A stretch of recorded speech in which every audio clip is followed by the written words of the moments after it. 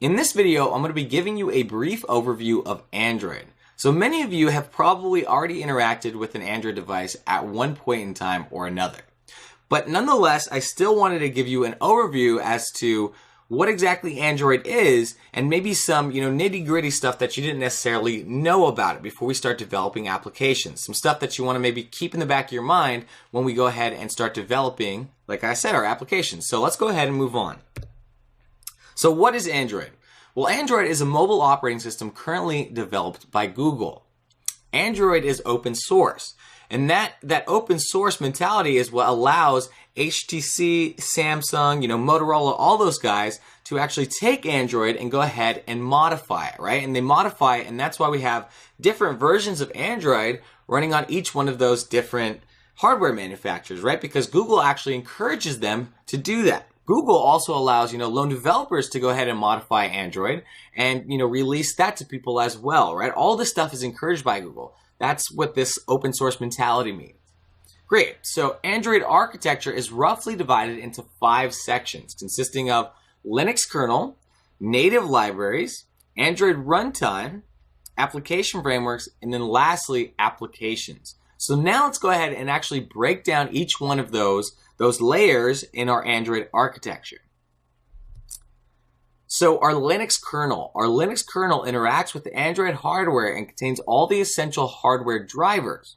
It also provides abstraction layer, or rather an abstraction layer between software and hardware. So this is the very basis of Android, right? This is kind of as it says, the kernel, right? It's kind of the nucleus of Android. This is what everything else is built off of. So libraries. Our libraries are core-proven libraries that handle specific types of data. Some examples include SQLite, Surface Manager, Media Framework, WebKit, and OpenGL. So these are kind of, libraries that have been tested and proven and other things that Android has bundled with its operating system that we interact with, right? So, for example, SQLite is, a library that allows us to manage or interact with databases very efficiently, right? Our WebKit that I mentioned allows us to, render web pages in an efficient manner and all that kind of good stuff. OpenGL is used to render 2D and 3D graphics. Great, so let's move on. Android runtime, the type of Java virtual machine used in Android to run Android applications. It's optimized for low processing power and low memory environments. So, I don't know how many of you know this already, but Java uses something called a Java virtual machine that takes bytecode and it goes and translates that using the Java virtual machine.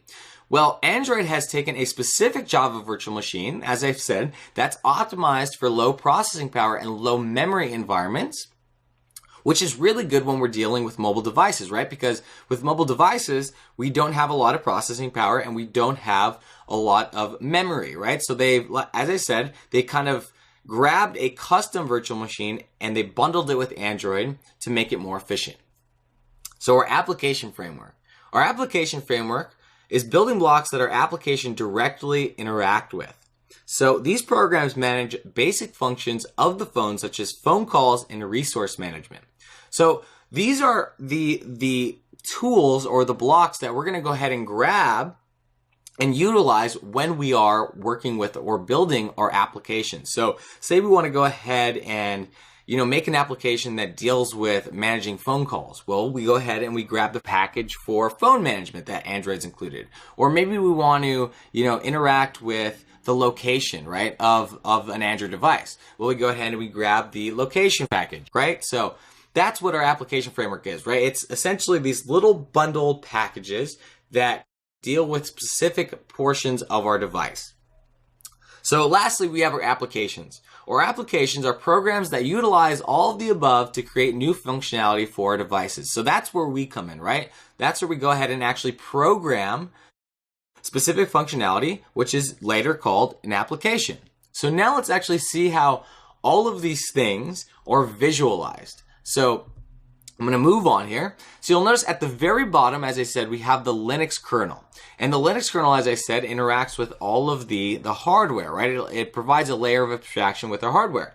So you'll notice that That's our lowest layer, right? That's the layer that all of the other layers rely on, right? That's our layer that's in the red there. So right above that, we have our libraries that we talked about, which, as I said, are libraries that have been proven and tested and are included with Android. So we have that OpenGL, WebKit. That's that green portion. Right off to the right is our Android runtime. That's that Dalvik Art runtime that, as I said, it is optimized for low power and low memory situations, right? Great. So above that, we have our application framework, which, as I said, allows us to, interact with, the location of our phone, or, our, the telephony manager, which is how we make phone calls and manage all that kind of good stuff. That's the little packages or blocks that we're going to go ahead and grab and interact with when we want to do any one of those specific types of things. So that's that blue portion right off to the right above our green portion. And then right above that is the applications. Those are all the things that we're going to create. And you'll notice that it says home, contacts, phone, and browser. Those are default applications that Google has actually, or Android I should say, has actually already created for us.